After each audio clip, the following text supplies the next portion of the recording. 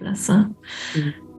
Do you ever struggle to communicate, Anna? Is there any time you're trying to communicate with an animal and it's just like blank and there's nothing happening for whatever reason, where it's just hard?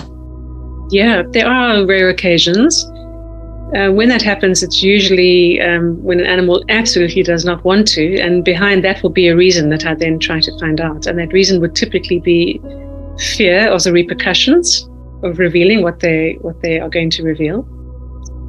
I've had this happen even when I was doing pet consultations, where the animal was being abused by, the husband, and the wife calls me in wondering why the dog started peeing on the carpet, and the dog just won't talk because the husband is going to hear and know, and the dog will be further. And the dog was being abused behind the wife's back. When the wife was out, he would lock the dog in the bathroom and beat him with a stick.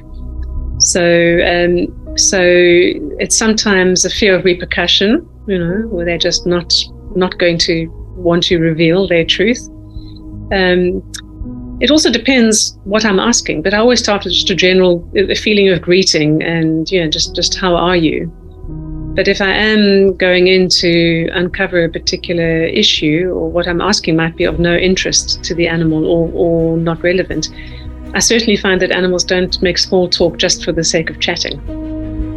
And so even when I was doing, my case studies, I'd have to explain why I'd love them to speak with me and answer seemingly boring questions about what color is your food bowl and where do you sleep at night, because I was, and they're like, really? Yeah, so many just like, really? And I'm like, I'm so way beyond this. I don't want to answer this question. No, exactly. It's like, ask me about my sole purpose, not what I think. Yeah, exactly.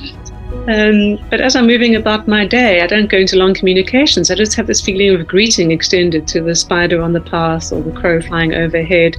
And there's a connection without a data flow of communication being necessary. And sometimes it might seem all just completely dead, like no response, because the response is so subtle that I haven't been able to sink down into that layer of my own intuition to access that. And that might be if I've, got other things going on, like a bad headache or feeling too rushed. So, but those might be some of the reasons. Because they are always hearing us, I must just say. It's never that we can't send the message. What we're thinking and feeling is automatically being broadcast anyway, energetically. So it's not that the message hasn't been received.